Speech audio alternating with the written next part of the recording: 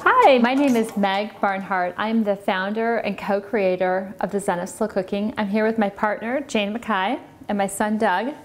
And if you've been following Jane and I on our journey, you will know that we are passionate about slow cooking. One of the things I love about slow cooking is the freedom I get, but also the success I experience in the kitchen as a home cook. Doug can tell you I've learned quite a few things when he was younger. Not so much anymore. And the second part I really like is the safety behind the technology. So when Jane and I were planning out our month, we thought it would be really great to put together a series of recipes that were simple, straightforward, and that could also encourage people who might have difficulty using an oven or a stovetop, and give them an opportunity to learn how to slow cook. So with that in mind, she put together a visual recipe 2 weeks ago, and today we're going to be doing a video format. So with that, I'm going to turn it over to my partner, Mrs. Mackay, and Douglas and I are going to be her sous chef. Hi, and in addition to using video as a fun and engaging way to feature our recipes, we've also put together a series of tutorials to help you when you're in the kitchen and to aid some of our visual learners. The first tutorial is around safety and sanitation in the kitchen. The second one follows how to measure effectively and accurately. And the third one looks at how to use your slow cooker safely in the kitchen. So, are we ready to get cooking? Yes, we are. Great. So in order to begin cooking, we need to get prepped, ready and organised. So in preparation, we're going to review our ingredients and our utensils. So first of all, we have a non-stick spray for coating the inside of our slow cooker. Then we have our bread. This is a gluten-free cinnamon raisin bread, which you can purchase in any store nowadays. It doesn't have to be raisin, it can be whichever one you can find. We then move on to our dried fruits. We have dried dates. These are pre-chopped and sugared, but you could choose to substitute these for any other dried fruits that you prefer. For example, raisins or cranberries, they would work, and goji berries or something exotic like that too. Next we move on to our eggs. We have 7 eggs, which we'll get cracking with later. And then onto our liquids. So we've chosen almond milk for this recipe. This is a gluten and casein-free recipe, which is why we've substituted regular milk. But if you have a nut allergy, you may prefer to use rice milk or soy milk instead. And a note about the sugar content of these. Just check that you're choosing the original or the unsweetened, because we're adding our own sugar later. Which takes us to our sweeteners, maple syrup, and in equal quantities we're using sugar too here. And round to our flavourings, we have spices here. We have nutmeg and some ground cinnamon powdered, and finally the vanilla, which adds a really great sweetness to it and smells great. There we go. Smells delicious. Delicious. Great. And one of the tips that we'd like to share is that if you want to get organised the night before, you can pre-measure your spices and just cover them with cling wrap and refrigerate them. So next it's on to the utensils. We have a series of bowls. We have a large bowl here specifically for mixing all of the ingredients together with a hand whisk. We also have what we call a mess bowl. Now this bowl is a smaller bowl which we use for cracking our eggs over or measuring our spices over to catch any of the bits that may drop. We have a series of measuring spoons and cups for all of the liquid ingredients and the spices. And we have our liquid measuring jugs here. We have a glass one here, which is quite heavy and bulky. Or alternatively, try something like this that I use in my kitchen. It's a flexible, much more tactile measuring jug, which is really useful if you have some issues with using your hands. We also have a plastic lettuce knife, which we choose to use. This is great for cutting the bread and lettuce, but for this example, we'll be using it to cut our bread, and it's very safe to use.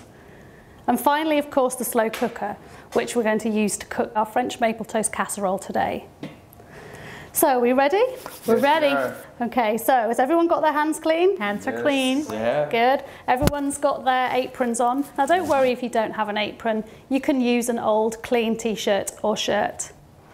So, the last thing we need is to get our recipe. Meg, do you have your recipe? They're right here. Great. We're ready to get cooking. So the first step we'd like to do, Meg, if I can give you the non-stick spray to coat the inside of the slow cooker, that would be great. Perfect, thank you.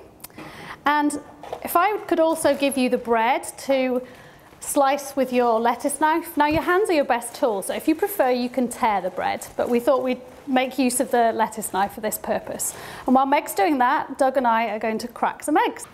So Jane, I need 6 cups, right? You need 6 cups of chopped bread, yes. Okay, great. And Jane, when I'm done cutting, can I just put it directly into the slow cooker? Yep. And just spread it around evenly on the bottom? Evenly on the bottom. Okay.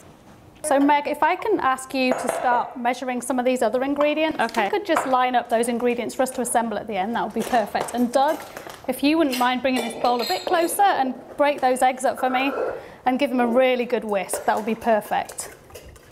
Wonderful. So Meg's measuring out 3/4 of a cup of the dried dates, and as I said earlier, you can choose any particular dried fruit that you prefer.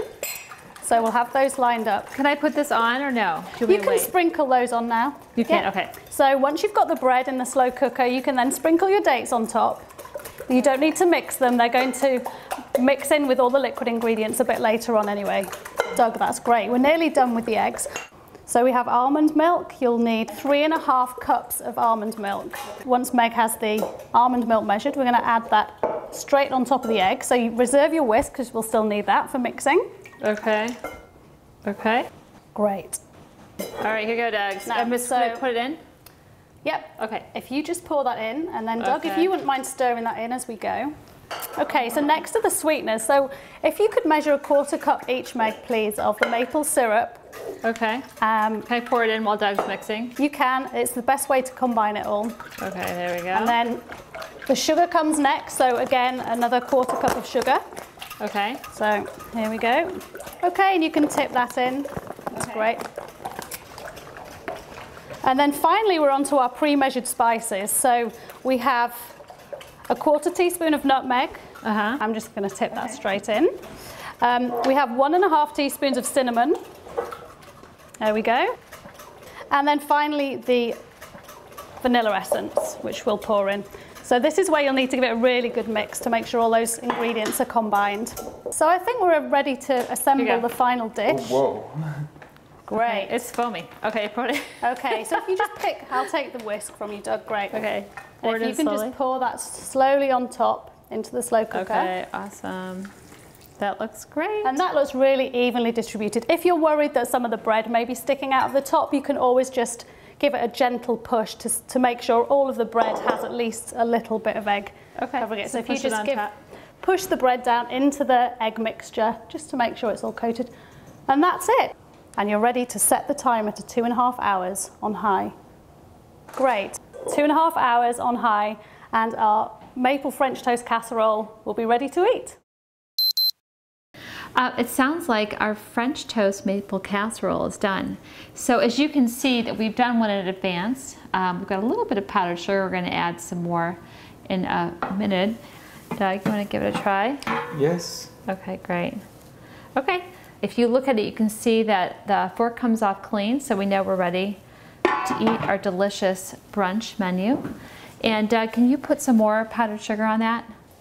Great, and while Doug's doing that, we can just take a look at what we're adding to this dish. We have some fresh berries to add to colour and some flavour, and alongside the maple French toast casserole, we'll have the fruit. That sounds delicious. There we go. So I think, doesn't this look fabulous? I think we are ready to call our guests, Connie and Lily, in for a little brunch treat. So we're joined by my 2 daughters, Lily and Connie, for brunch. And we hope you enjoyed cooking with us today, and will continue to find us at the Zen of Slow Cooking. With that, Enjoy a meal. cheers!